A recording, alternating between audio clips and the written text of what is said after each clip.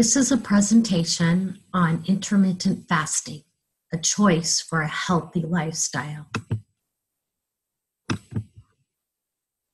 My name is Ellen Fluckiger, and I am a holistic nutritionist. I am a nutrition, integrative health, and functional medicine resident at Healthy Ways Wellness Center at 366 Federal Road in Brookfield, Connecticut.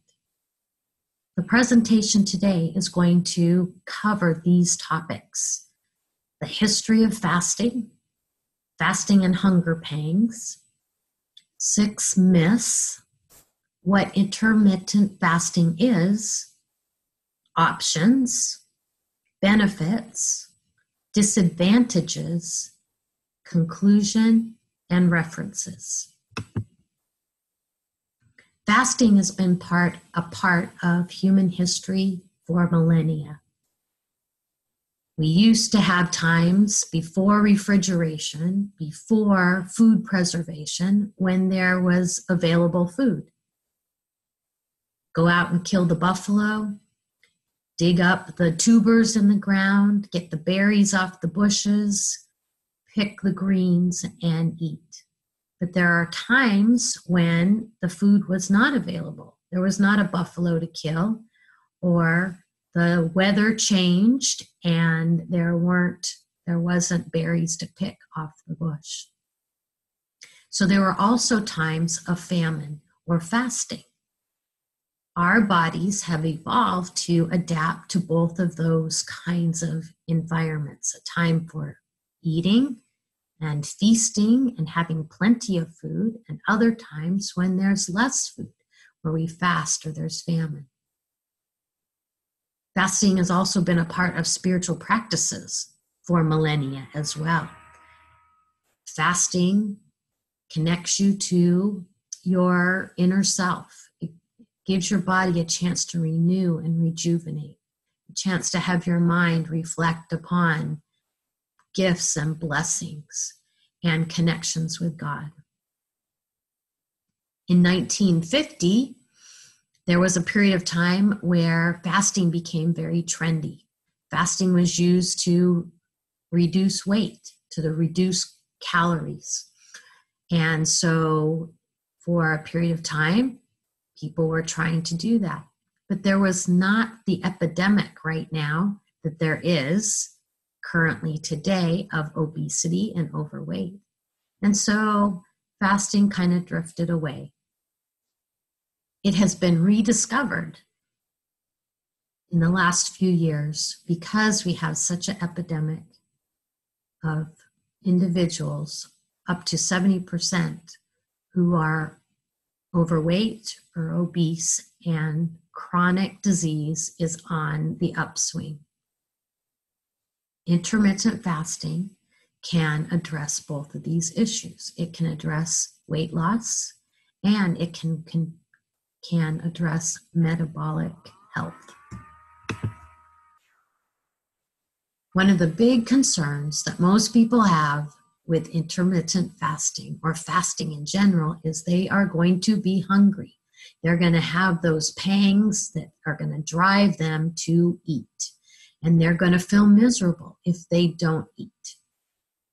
But oftentimes we eat when we're not really hungry. We eat in response to stimuli that are around us. Oh, it's 12 o'clock, it's time to eat lunch. Or you pass a bakery and smell that cinnamon roll that just came out of the oven. Or you are walking down the road and you smell foods coming from a restaurant.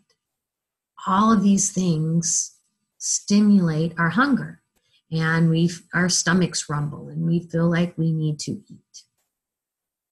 That is more of a hormonal response to hunger rather than real hunger. So as you start to experience the fasting in your life, you will be able to identify more carefully and correctly when you really are hungry and when you're not. And hunger pangs, that rumbling in our stomach, comes in waves. It's not a constant thing. So you might feel hungry for a period of time, can drink some water, you can have some fluids and intake of to stay hydrated. And oftentimes in about 15 minutes or even less, those hunger pangs subside. So intermittent fasting allows you to identify when you really are hungry and when you're just hungry in response to some other stimulus that's going on. What happens when we eat, when we take that bite of food at breakfast or lunch? We put it in our mouth and we chew it up, and saliva helps to start break down some of the carbohydrates in our mouth. And then we swallow it and it goes down our esophagus into our stomach. And it usually stays in the stomach for about 4 hours, and that's where gastric juices are dumped in there, pancreatic enzymes are dumped in there, enzymes from the gut lining are dumped in there, hydrochloric acid is there, and it churns and it breaks that food down into smaller and smaller particles for our body to be able to utilize. Well, what happens when you eat carbs, which are starches and sugars in your diet, and those carbs are broken down in the stomach into what's called glucose. And then that glucose goes through that stomach lining into the blood. And glucose is used for energy in the body. When there's lots of glucose that seeps into our blood, that is a signal to our pancreas to secrete a hormone called insulin. And insulin is like the key. It opens the door for glucose to get into the cells. So when you eat carbohydrates that quickly turn themselves into glucose and lots of glucose floods the blood, then the insulin is released, and that insulin helps that glucose get into the cells, and the cells use glucose for energy. If you eat too many carbohydrates, more than your body cells need, then it first is stored in the liver as glycogen. There's a small storage compartment in the liver for that. A little bit is stored within the muscles to give you increased energy when you need to run or move quickly. But most of the extra glucose gets stored in our fat cells. So when we eat a high amount of sugar and carbohydrates in our diet, it increases our fat. That's how we gain weight. It's not by eating fat necessarily, it's by eating too much and particularly too many carbohydrates. So with fasting, it's reversed, meaning if you don't eat food and you don't flood the blood with extra glucose, insulin isn't needed. So insulin levels drop.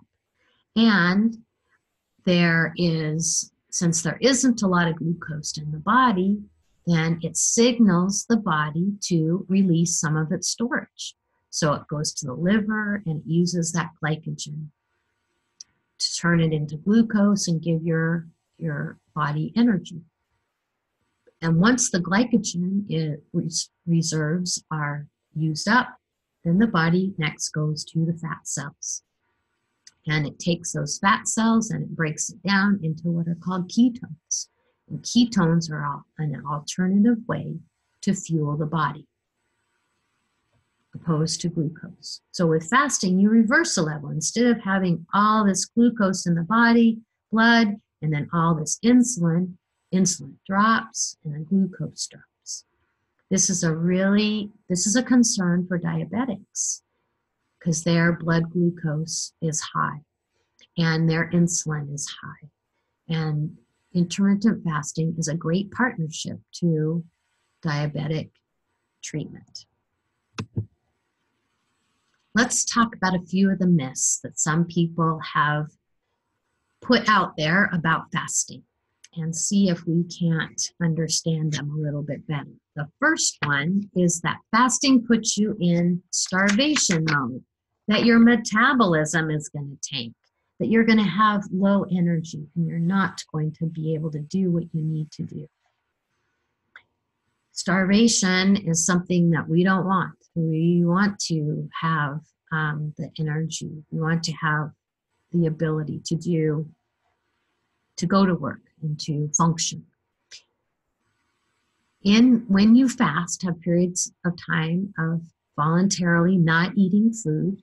When you fast, then actually the reverse happens. Your metabolism doesn't tank. Instead, your metabolism is revved up. It increases. It gives you more energy. Because what your body is doing is saying, hey, I don't have food right now. I need energy here for you to go find food. You go kill that buffalo. Or in our day, you go to the grocery store and you buy food and you go home and you prepare it and then you eat.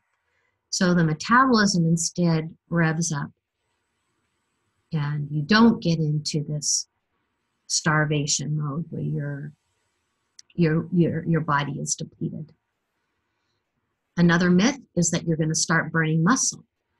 And as we talked earlier, the reserves for glucose first are in the liver in the form of glycogen, which the body uses, and then it goes to the fat and changes those fatty acids that are stored in the fat cells into ketones. And they are a good alternative energy bank for your body. Another myth, fasting causes low blood sugar. During fasting, your body actually maintains the normal blood sugar level in almost every case, meaning that you have those additional stores. So when the blood glucose lowers, then the body says, hey, I need some more glucose, and the body releases that from the liver, and when that is used up, releases it from fat. Fasting results in overeating. The studies have showed that after a period of intermittent fasting, then most people eat a little bit more. They're extra hungry at that meal. They feel like they want to replenish their body. And so they might eat 100 or 200 more calories than normal.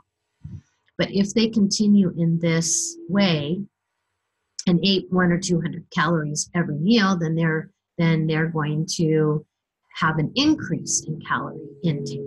But what the studies show is that over a period of 3 days of intermittent fasting and eating, the reduced calories in the diet go to 30%. In other words, people eat 30% less than when they would be eating without fasting. Another myth is that fasting deprives the body of nutrients. So if you are eating a nutrient depleted diet, then this probably might be true for you. But if you're eating a healthy, nutrient-dense diet, and then you have periods of time when you're not eating, and then you go back to periods of time of eating that nutrient-dense diet, your body is going to replenish the nutrients that you have not consumed during a fasting time. So the last myth that I want to target is called, it's just crazy to fast. Some people just say, why would you do that? Why would you voluntarily not eat? And other people will say, well, it's crazy not to fast. It's really a good way of just giving your body a chance to catch up, to not have to be constantly digesting food all the time, to be able to rebuild and repair the body. Fasting can be a little bit tough at the beginning, but it becomes easier over time. It can target weight loss, and it can target positive health outcomes. So what is intermittent fasting? It's periods of voluntarily choosing not to eat food. In fact, we all do that. We all do that every day. We finish eating before we go to bed, and then Most likely, we're not getting up every 2 to 4 hours to eat during the night. And when we wake up in the morning and eat our next meal, we have fasted during that normal circadian rhythm of going to sleep at night. So intermittent fasting can just be adding extra hours to that fasting cycle.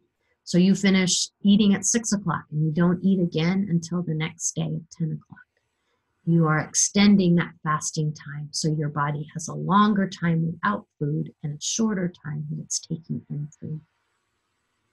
When you participate in intermittent fasting and your body uses up those glycogen stores in the liver, then it goes to the fat and it starts to use that fat, turning it into ketones and using that for energy as opposed to glucose. So you start burning fat. Intermittent fasting has been shown to be a very effective weight loss method, and there's lots of positive health outcomes that studies has also showed, which we'll talk about. I want to focus on 3 options of intermittent fasting. The first option is called alternative day fasting, which means that for 24 hours you eat normally, and then the next 24 hours you don't eat. You fast a day, and then you go back to eating normally, and then you fast again. On those fasting days, you are not taking in food, but you want to stay hydrated, which means you want to drink plenty of water, at least about 2 liters of water. And you can add berries, you can add lemon and lime and mint and cucumber to your water to flavor it. You can also have tea and herbal tea and decaffeinated coffee and homemade bone broth. All of those things can help hydrate you. You don't hydrate yourself with soda and fruit juices, but with some of these options that I mentioned. So that's one option for intermittent fasting called alternative day fasting. The second one I want to focus on is called modified fasting, or the 5-2 plan. It's where you decrease your food intake, 500 calories for that day for women and 600 calories for that day for men. And you do that twice a week. And the other 5 days, you're eating normally. The third option is called time-restricted feeding. And that's where you eat normally for a period of time during the day. For example, you might eat all of your food for that day within 4 hours, or within 6 hours, or within 8 hours, and the remainder of the time you fast. So let's look at that for a minute. Say, for example, I eat breakfast at 10 o'clock in the morning, or my first meal of the day at 10 o'clock in the morning. And then I have from 10 o'clock till 6, which is an 8-hour period of time, to eat when I am hungry, all the food that I'm going to eat for that day. And I want to be finished eating by 6 o'clock that night. Then I want to fast from 6 o'clock all the way until 10 o'clock the next day. I'm not eating late at night. If I do that, I am fasting for 18 hours. Is that right? Yes, I'm fasting for 16 hours, sorry. And I'm eating within 8 hours. And I'm eating when I'm hungry. And my focus is to then have times when I'm not eating so that my body can rest from eating, it can replenish, and it can rejuvenate. So what does eating normally mean? If you are already on a calorie-restricted diet, for example, if you are trying to lose weight and want to, are trying to consume like 1,500 calories a day, you can do that. You do that within the restrictive feeding plan. You can do that with the alternate day fasting program. You can't do it when you are on the modified fasting, except for on those 5 days where you're eating normal. If you're not restricting your calories and eating a healthy diet, continue to do that. You don't have to count those calories. But if you're eating a standard American diet, meaning lots of processed foods, lots of convenience foods, lots of refined foods and fast foods, then I want you to switch to one of these other two options: calorie reduced diet or a health promoting diet. At Healthy Ways Wellness Center, we have nutritionists that can help you analyze your diet and your lifestyle and incorporate intermittent fasting to be your support as you start doing this kind of way of eating. The contact information is on this slide. So what is a health promoting diet? What do I mean by that? It is consuming macronutrients of carbohydrates and proteins and healthy fats. Carbohydrates, the focus would be on non-starchy vegetables, lettuce and greens and tomatoes and peppers and onions and cucumbers and squash. All of those are non-starchy vegetables. And consuming low glycemic fruits, 2 a day. That might look like an apple or some berries. And including beans and legumes and whole grains if you're not going gluten-free. Those are all good, healthy carbohydrate options. Choose high-quality proteins, grass-fed meats, wild-caught fish, pasture-raised poultry, and eggs. And then selecting healthy fats. Avocados and olives and nuts and seeds and avocado oil and olive oil, coconut oil. And it means also avoiding processed foods and refined foods, packaged foods, sugary foods and drinks and desserts. There are many benefits, health benefits, that they have found in studies connected to intermittent fasting. So we're going to just target some of those today.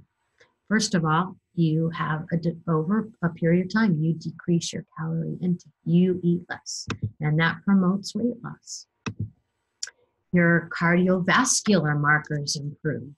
Your blood pressure goes down. Your cholesterol changes. Your LDL, which is considered your bad cholesterol, the size, the particle size, changes from small, which is not good, to lighter, fluffier particles. And your HDL cholesterol, which is considered your good, actually increases.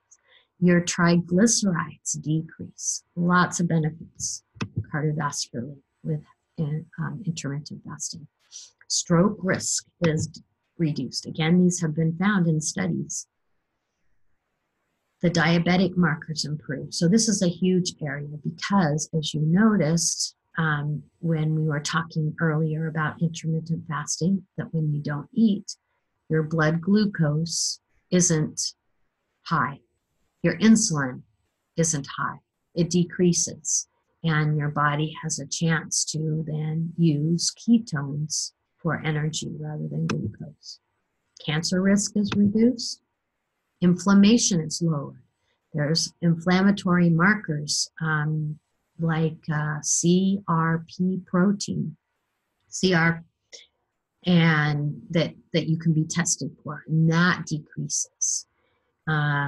Your adiponectin, your brain-derived neuropathic factor, BDNH, all decrease, which lowers inflammation in the body. Inflammation has been found to be an underlying cause to most chronic disease. Your gut function is improved. The microflora in your gut can be balanced. Your body doesn't have to constantly always be trying to digest food and has energy to do other things like repairing and rejuvenating and renewing. Studies have shown that mental function increases, especially with that brain-derived neuropathic factor. That increases. Human growth hormone increases. Cognitive memory and function increase. Sleep is improved. When you eliminate nighttime eating, your sleep quality is improved, your satisfaction of sleep is improved, and also studies have indicate that a short nightly fast is associated with higher inflammatory markers. So when you don't get enough sleep, your inflammatory markers, your blood glucose, your A1C increase. Longevity is increased. When you lower all these different markers that can shorten life, when you reduce the cardiovascular markers and you improve the gut function and you improve your mental function, and you sleep better and you have less inflammation, all those things have been shown to increase longevity. So what are some of the disadvantages? It can be hard to start. It can be hard to begin because there's lots of hurdles that we have to do, and lots of them are psychological hurdles, and some of them are physiological hurdles. We feel hungry. We might be having withdrawals from all of the carbohydrates and sugary foods that we're used to eating during rather than fasting. So we might get a few headaches. We might feel a little bit drained at first. But these things go away. They are temporary. They're like when you exercise when you have been exercising for a long time, your muscles ache, or you just try something brand new and you hurt. It takes a few days for your muscles to repair, and then you are stronger. It's similar with fasting. The first part of the times when you start, it's more difficult. But when you continue to do intermittent fasting, you will find you will not have those effects, and your body will more quickly change from a glucose burning body to a fat burning body. There are those who should not participate in intermittent fasting if they're malnourished, if they have been diagnosed with hypoglycemia, which is low blood sugar, if they're pregnant or nursing, lactating, any of those things, a higher nutrient, regular input of energy is required. And children that are growing and developing shouldn't participate in intermittent fasting. So I love this little cartoon. It says she's having withdrawal symptoms. She hasn't had food for 5 minutes. Sometimes we feel like that we need to be eating. We're used to eating all the time, munching and nibbling and grazing and putting things into our mouth all the time. But when we do that, our body doesn't have the opportunity to digest and to be able to do the other functions that it needs to. So in conclusion, intermittent fasting is a promising approach to weight loss and improved metabolic health for those who can safely tolerate intervals of not eating. Evidence suggests that intermittent fasting is not physically or mentally harmful, and it can be compared to calorie-restricted plans. Current research indicates that periods of fasting do not necessarily lead to overeating during non-fasting times. And again, always check with your primary physician before starting a fasting regimen. We are here to help at Healthy Ways Wellness Center. We can help look at your diet, your lifestyle, and help you incorporate intermittent fasting to have some of these wonderful benefits of weight loss and health outcomes. For this presentation today, most of my references have come from peer-reviewed journals that I found on PubMed. Thank you for your interest and for listening to this presentation today.